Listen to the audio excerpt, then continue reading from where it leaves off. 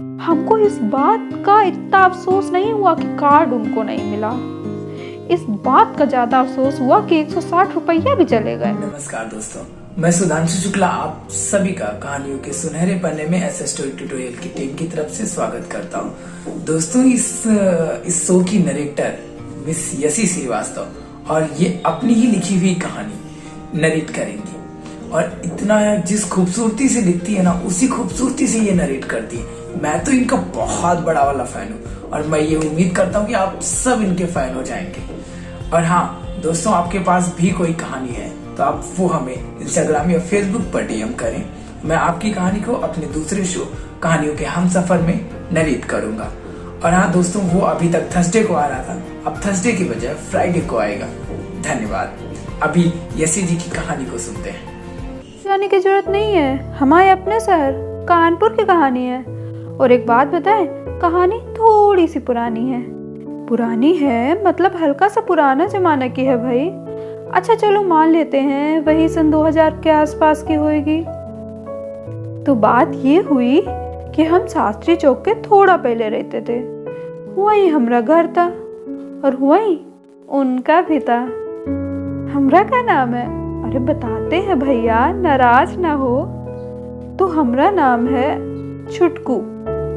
वैसे तो असली नाम राहुल है, पर का बताएं, ये मोहल्ले वाले और रिश्तेदार मिलकर सब छुटकू छुटकू ही बुलाते हैं, तो वही बता दिए। हाँ तो यार हम उनके बारे में बता रहे थे। वैसे तो यार बड़ी सिंपल सी लगती थी वो, पर जब कभी कभी आंखों में काजल लगा लेती थी तो गजब लगती थी, गजब।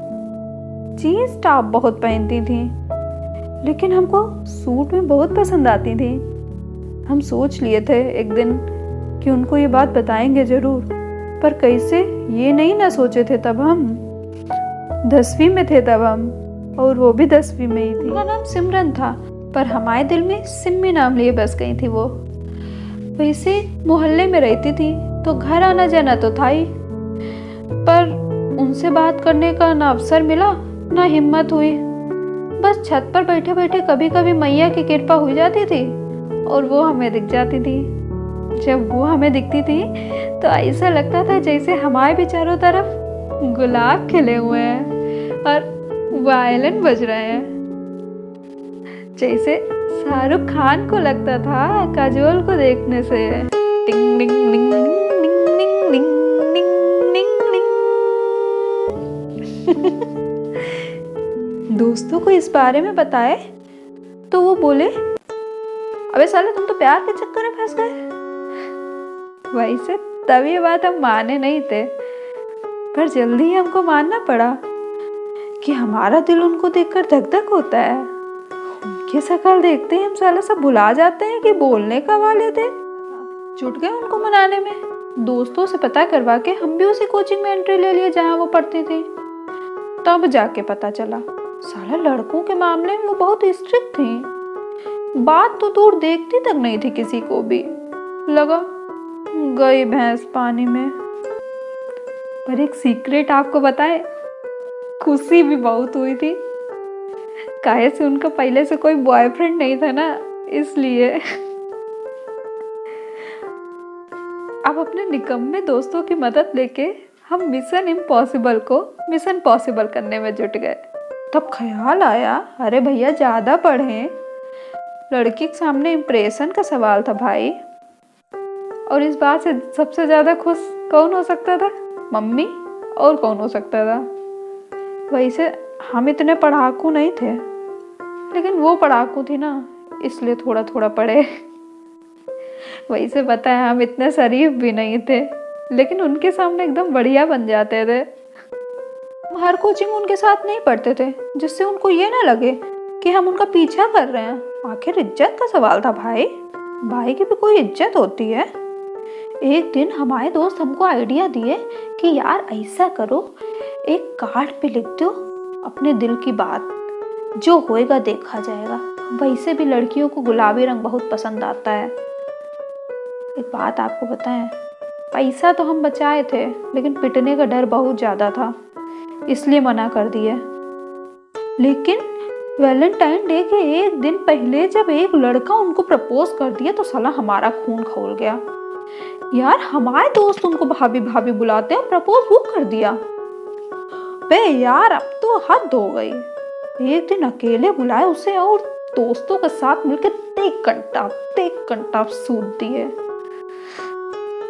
अरे भैया वो हमारी है, ऐसे कैसे प्रपोज कर दिए। लेकिन फिर हमारा माथा ठनका, हमारी बुद्धि में घुसा। तब हम गए आर्चीज में से 160 रुपया का कार्ड लिए। एक बात बताएं, कलेजा मुंह को आ गया था, लेकिन ले ही लिए थे। कार्ड लिए और बाहर आ गए।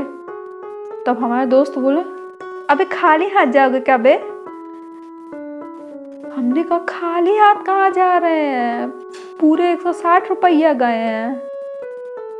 तो वो बोला, अबे लड़कियां गिफ्ट मांगती हैं, गिफ्ट, खाली कार्ड से बात नहीं बनेगी। उस दिन तो यही लगा था ऐसे तो हम बर्बाद हो जाएंगे। लेकिन फिर बड़ा सोच विचार के एक ब्रेसलेट ले लिए, पिंक पेन लिए और कार्ड पे लिख दिए अपने दिल की बात। सोचे जो होएगा देखा जाएगा। साला तब हाथ कब कपा रहे थे, लेकिन हम भी जाबाज किस्म के थे तो लिख दिए। वो कोचिंग साइकिल से आती थी, वही साइकिल जिसमें डलिया होती है ना, उसी साइकिल से। हम गए और उनकी साइकिल में रख दिए। हालांकि हम थोड़े पगलेट थे, काहे से हम साइकिल के पीछे करियर पे रखे थे और वो भी बिना दबाए, और वहां से निकल लिए थे। अगले दिन डर के मारे पसीना आ रहा था, पर उनको देख के लग ही नहीं रहा था कि उन्हें कुछ मिला है। तब हमको हमारे चूतियापे पे बहुत गुस्सा आया और हमारे दिल की अरमा एक बार फिर दिल में रह गए। हमको इस बात का इतना अफसोस नहीं हुआ कि कार्ड उनको नहीं मिला, इस बात का ज्यादा अफसोस हुआ कि 160 रुपया भी चले गए। खैर चलो, फिर भी उनको तो हम देख ही पा रहे थे, यही सुकून था। छुट्टी के वक्त वो पास आई और बोली, औकात में रहा करो। एक बात बताएं, कसम से बता रहे हैं, जब वो ऐसा बोली थी ना तो पसीने छूट गए थे हमारे, मतलब बहुत डर गए थे हम। फिर बोली, तुम जो ये सब लिखे हो अपने मन से लिखे हो या कोई बताया है? हम कहे दिल से लिखे हैं। तो बोली, हम एक शर्त पे तुमसे बतियाएंगे। हम कहे क्या? बोली, आज के बाद पैसे बर्बाद मत करना, जब खुद से कमाना तब खर्चा करना। हम सोचे वाह गुरु, लॉटरी लग गई आज तो। आज भी हम उन्हीं के साथ हैं और आगे भी रहेंगे। वैसे ये बात हमको बाद में पता चली कि काहे पूछी थी वो कि अपने मन से लिखे, या बताए काहे से हम अंग्रेजी में लिखे थे ना, इसलिए। कैसी लगी आपको मेरी रचना, बताइएगा ज़रूर। और आप मुझे इंस्टाग्राम पर भी फॉलो कर सकते हैं, मेरा पेज है लेखनी29।